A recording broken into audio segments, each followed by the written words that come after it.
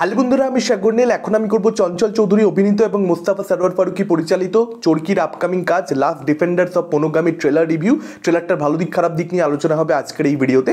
এখন যেটা আমার দেখে সব থেকে বেশি ভালো লাগলো যে চরকি খুব ছোট দৈর্ঘ্যের একটা ট্রেলার কিংবা টিজার সবসময় পরের পর আনতে থাকে।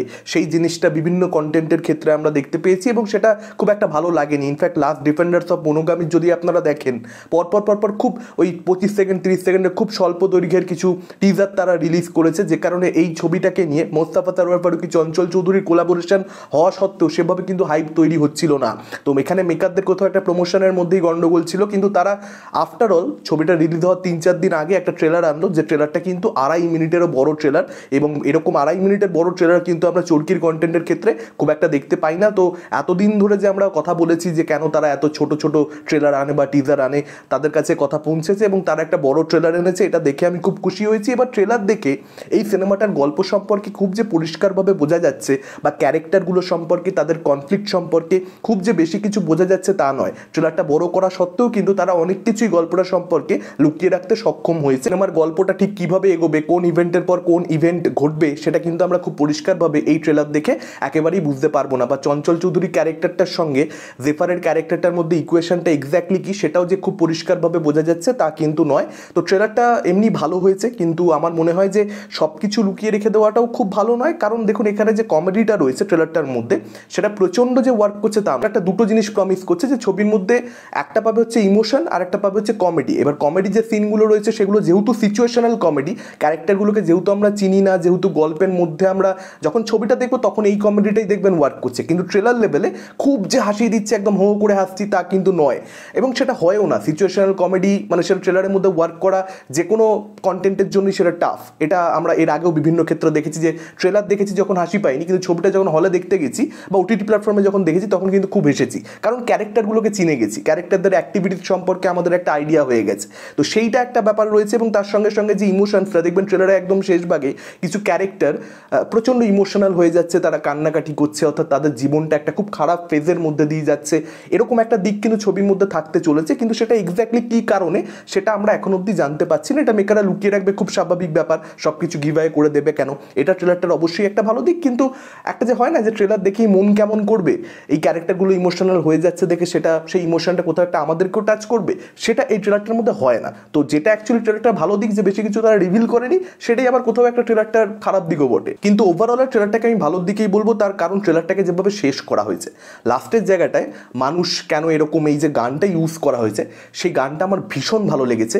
এবং লাস্টে যে আমরা ডায়লগটা শুনতে পাচ্ছি ভয়েস ওভারে, যে আমি আয়নার সামনে দাঁড়ালে মাথা উঁচু করে দাঁড়াতে চাই, এই যে সংলাপটা, সেটা কিন্তু আমাকে প্রচণ্ড বেশি হিট করেছে। মানে এই জায়গাটা কিন্তু ট্রেলারের মধ্যে খুব ইমপ্রেসিভ, এবং সেখানে মোস্তাফা সরোয়ার ফারুকী যে পরিচালক, তার যে সেই টাচটা সেটা কিন্তু পরিষ্কার বোঝা যাচ্ছে।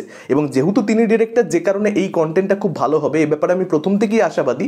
এবং ট্রেলার দেখবার পরবর্তীতে যেভাবে ট্রেলারটাকে শেষ করা হয়েছে, তাতে করে ছবিটা কিন্তু খুব ভালো হবে। এটাকে আমি ইন্ডিভিজুয়ালি হয়তো খুব ভালো বলবো না, কিন্তু ছবিটা কিন্তু খুব ভালো হতে পারে। এবং চঞ্চল চৌধুরী মোস্তাফা সরোয়ার ফারুকী তারা এতদিন বাদে কোলাবোরেট করেছেন, ডেফিনেটলি স্ক্রিপ্টের মধ্যে পোটেনশিয়াল রয়েছে সেই জন্যেই। এবং লাস্ট মোস্তাফা সরোয়ার ফারুকীর আমি যে কটা কাজ দেখেছি, মানে রিসেন্ট সময়ে যেগুলো তার ওটিটি প্ল্যাটফর্মে রিলিজ হয়েছে, প্রত্যেকটা কাজই কিন্তু আমার মন ছুঁয়ে গেছে। ফলত এই কাজটার উপরে কিন্তু আমার সম্পূর্ণরূপে আস্থা রয়েছে। এবং ট্রেলারটার মধ্যে যদি আপনারা দেখেন, পারফরমেন্সেস কিন্তু খুব ভালো। মোস্তাফা সরোয়ার ফারুকীর কাজে পারফরমেন্সের সবসময় ভালো হয়, এবং সেটা কিন্তু এই ছবির মধ্যে হবে, এটা পরিষ্কার। চঞ্চল চৌধুরী দারুণ একটা পারফরমেন্স দিতে চলেছেন। ট্রেলারের মধ্যে বেশ কিছু দৃশ্যে তার কাজ খুবই ভালো লাগছে, এবং তার পুত্র শুদ্ধ, তাকে আমরা একটাই পার্টিকুলার সিনে দেখতে পাচ্ছি সে কাজ যে, এবং সে কিন্তু বেশ ভালো।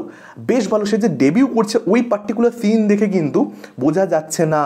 আমি কিন্তু অপেক্ষা করছি শুদ্ধর কাজ দেখবার জন্য, যে সে, এবং আমার বিশ্বাস বাংলাদেশের প্রত্যেকটা দর্শকই কোথাও একটা, বা আমাদের এপার বাংলার দর্শক যারা চঞ্চল চৌধুরীর ভক্ত, যারা তার কাজ ফলো করেন, তারা কোথাও একটা শুদ্ধর কাজ দেখবার জন্য কিন্তু অপেক্ষা করছে। তাকে ইমপ্রেসিভ লেগেছে আমার ট্রেলারে, এবং জেফারের কাজ আমার ঠিকঠাক মনে হয়েছে। এবং জেফারের একটা গান ট্রেলারটার মধ্যে ইউজ করা হয়েছে, সেই গানটা বাংলাদেশের দর্শক খুবই সমালোচনা করেছেন আমি দেখছিলাম। কিন্তু আমার কিন্তু যেভাবে গানটাকে প্লেস করেছে হয়েছে ট্রেলারের মধ্যে, সেটা কিন্তু আমার পার্সোনালি ডিসেন্ট মনে হয়েছে। আমার কিন্তু অতটা খারাপ মনে হয়নি বা অতটা সমালোচনা পাওয়ার যোগ্য আমার মনে হয়নি। হ্যাঁ, বিশাল ভালো কিছু নয়, কিন্তু আমার ডিসেন্ট মনে হয়েছে। এবং মিনিস্ট্রি অফ লাভ এটা তৃতীয় কাজ সম্ভবত হতে চলেছে। এর আগে যে দুটো কাজ মুক্তি পেয়েছে, একটা তো বললামই মোস্তাফা সরোয়ার ফারুকেরই কাজ, এবং সেই কাজটা তিশা ছিলেন, সেটাও দারুণ ছিল। এবং দ্বিতীয় যে কাজটা মুক্তি পেয়েছিল শিহাব শাহিনের, সেই কাজটাও বেশ ভালো ছিল, কাছের মানুষ দূরে থুইয়া। আশা করছি তৃতীয় কাজটাও সেই স্ট্যান্ডার্ডেরই হবে এবং আমরা প্রত্যেকটা দর্শক খুব ভালো কিছু পেতে চলেছি। বিশেষ করে যারা চঞ্চল চৌধুরী ভক্ত আপনারা রয়েছেন, তাদের জন্য তো ডবল ব্লাস্ট।